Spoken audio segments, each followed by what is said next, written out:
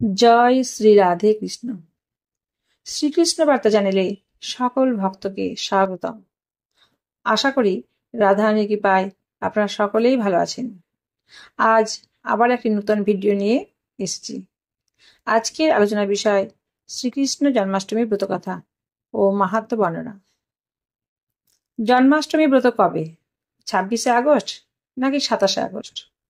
অষ্টমী তিথি কখন লাগবে, কখন ছাড়বে? সংকল্প কখন করতে হবে? সংকল্প মন্ত্র কি? ব্রতের আগের দিন কি কি করতে হবে? ব্রতের দিন কি কি করতে হবে? পুজোর উপকরণ কি কি লাগবে? অভিষেক কখন করতে হবে? অভিষেক কিভাবে করতে হবে? ব্রতের পরের দিন পারণ কখন করতে হবে? পারণ মন্ত্র কি? এবং সবশেষে ব্রতকথা পাঠ এবং মাহাত্ম্য বর্ণনা। এই সব কিছু নিয়ে আমি আজকের ভিডিওতে আলোচনা করব। আপনারা আমার সাথে থাকবেন এবং পুরো ভিডিওটি মন দিয়ে শুনবেন।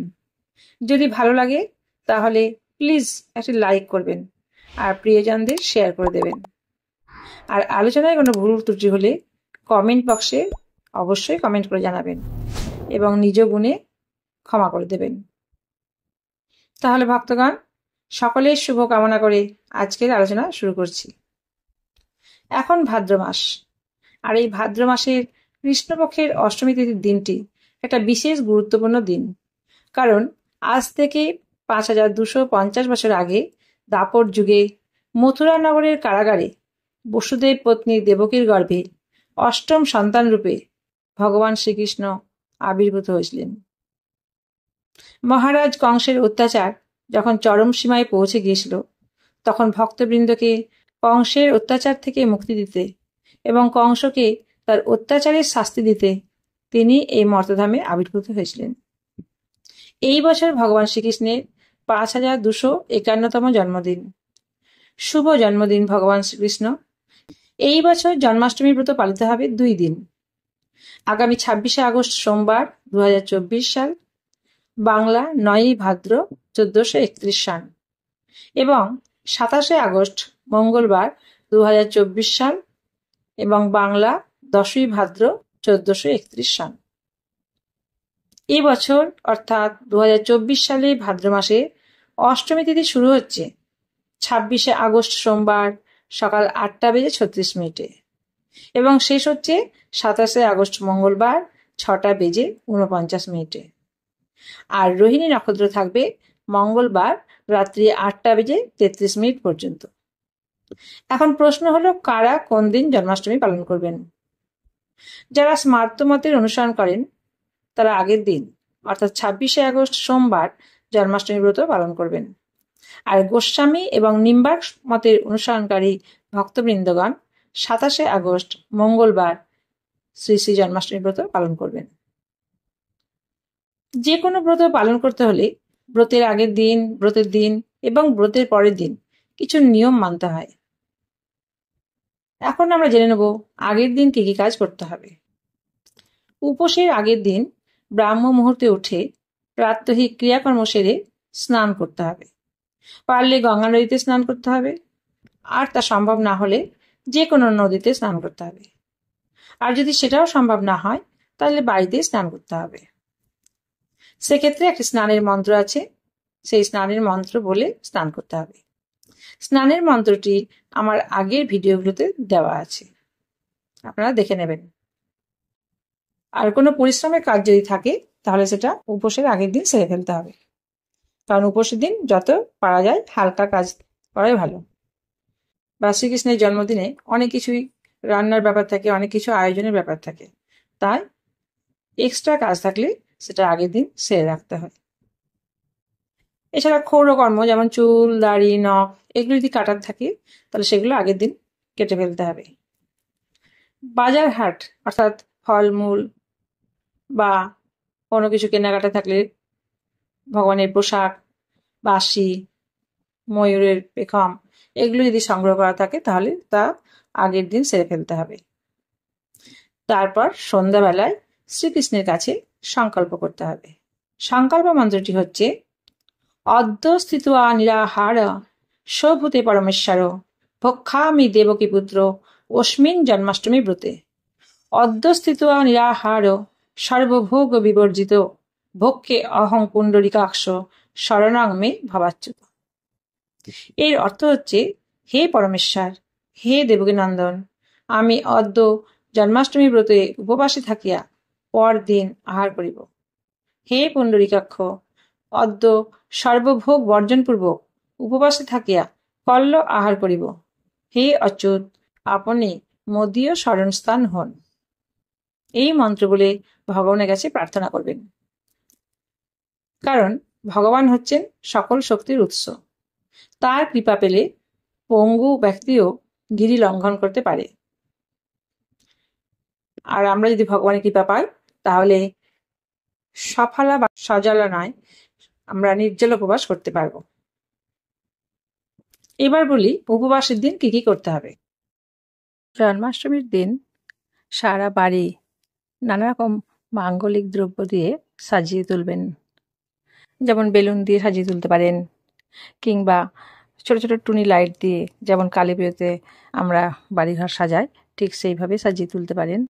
আর দুপুরবেলায় ঘুমানো একদম চলবে না।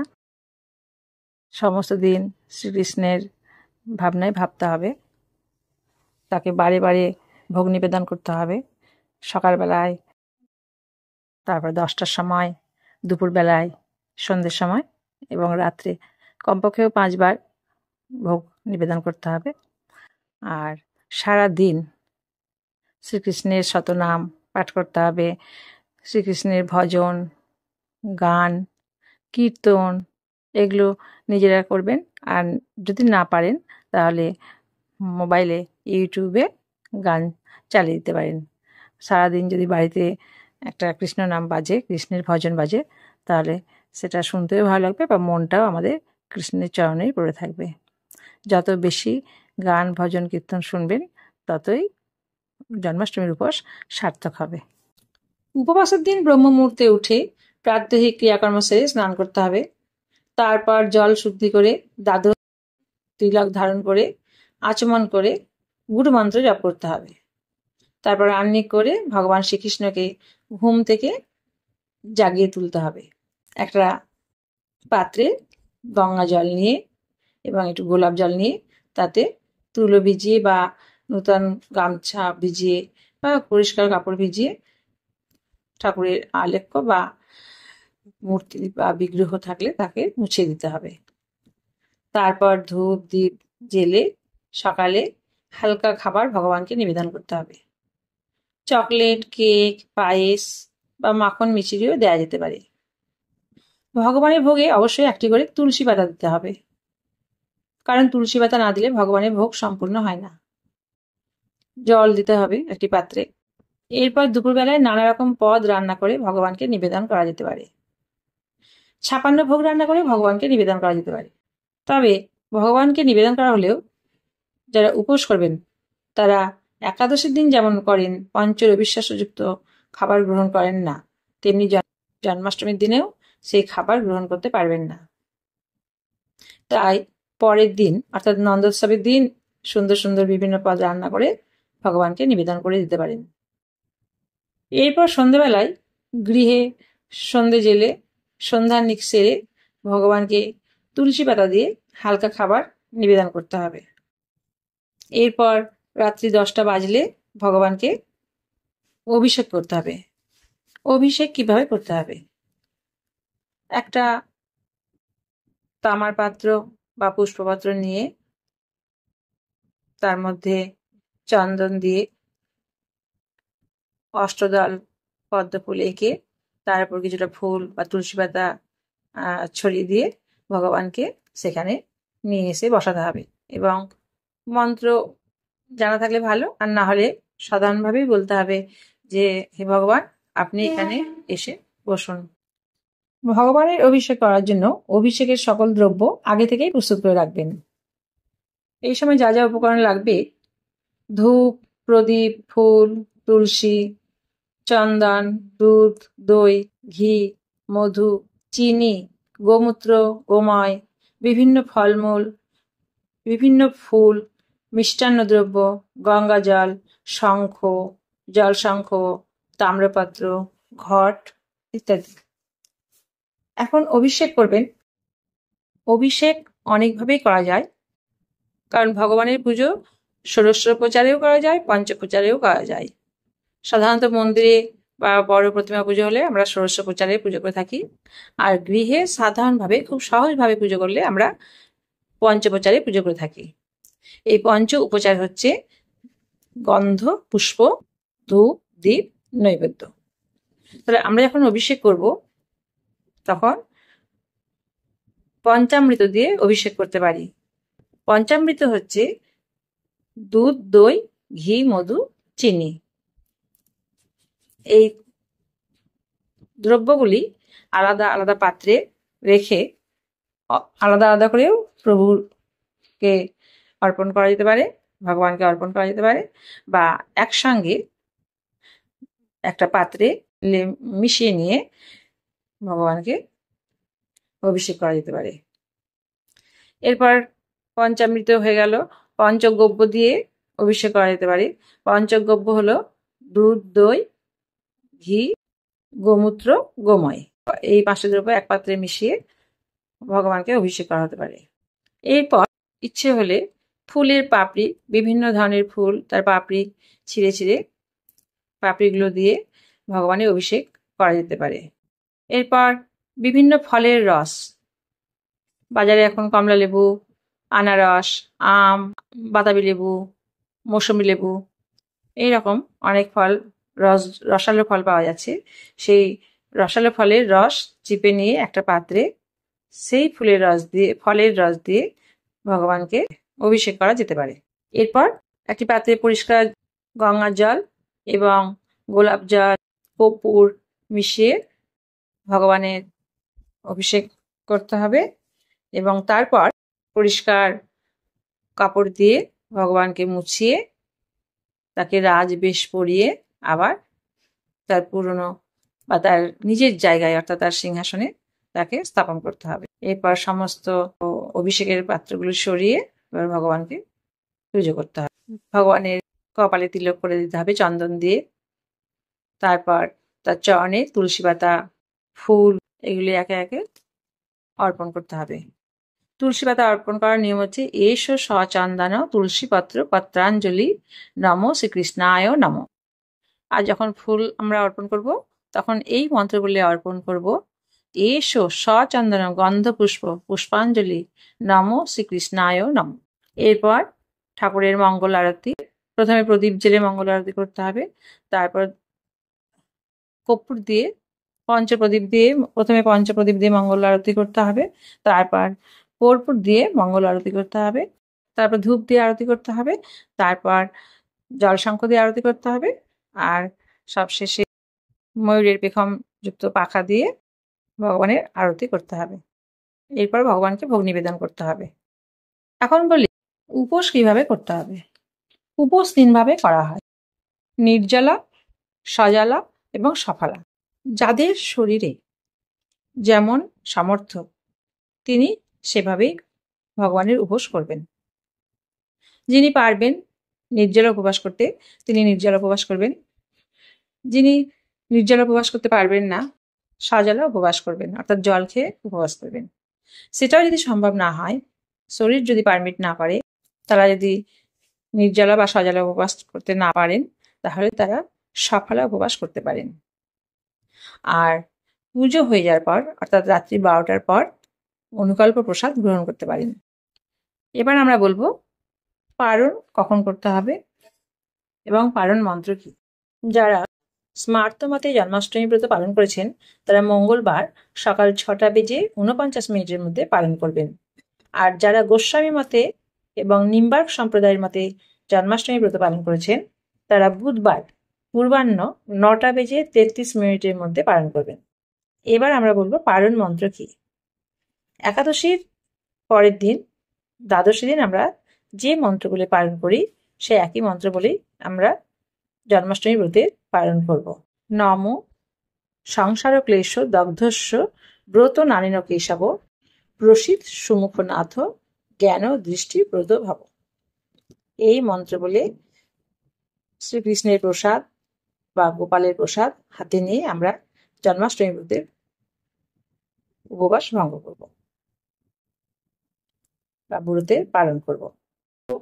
যে কোনো ব্রত করলে ব্রত মাহাত্ম্য পাঠ করতে হয়। ব্রত পাঠ করলে যে ফল পাওয়া যায়, শ্রবণ করলেও সে একই ফল পাওয়া যায়। এখন আমি জন্মাষ্টমী ব্রত কথা পাঠ করছি, আপনারা শ্রবণ করুন। দিলীপ রাজকান বশিষ্ঠ মুনি প্রতি শ্রীকৃষ্ণের জন্মকথা শুনিতে সম্প্রতি ভাদ্র মাসে কৃষ্ণপক্ষে অষ্টমী তিথিতে কিবা হেতু জনার্দন জন্মেন ধরাতে। বশিষ্ঠ কহেন রাজা শুনো ভক্তি মনে, নারায়ণ স্বর্গত্যাজি কিসের কারণে। এই পৃথিবীতে জন্মে দৈবকী উদারে, সেই পুণ্য কথা বলি তোমার গোচরে। পূর্বকালে কংসাসুর নামে নরপতি, অহংকারে মত্ত হয়ে থাকি দিবারাতি। পৃথিবীর দুঃখদশা দেখি সুলোপানি, রোধেতে অধীর হয়ে কহে এই বাণী। দেবগণ চলে যায় ব্রহ্মার সকাশে, করিব উপায় আজি কংসের বিনাশে। অনন্তার মহেশ্বর দেবগণ লয়ে, গমন করিল সবে ব্রহ্মার আলয়ে। ব্রহ্মা তবে হংসপৃষ্ঠে করি আরোহণ, ক্ষীরোদ সাগরে যান লয়ে দেবগণ। সাগরে তীরে স্তব করে সুরগণ, স্তবে তুষ্ট হইলেন দেব নারায়ণ। কিবা হেতু করেছ হেতাই আগমন, ব্রহ্মা বলিলেন প্রভু করি নিবেদন। শিব বরে বলিয়ান হয়ে কংসাসুর, পৃথিবীরে দেয় সদা যাতনা প্রচুর। মহেশ্বর দিল বর ভাগিনার হাতে, নিধান হইবে কংস নহে অন্য হতে। দৈবকী উদর জন্ম করিয়া গ্রহণ, পৃথিবীর দুঃখদশা করুণ মোচন।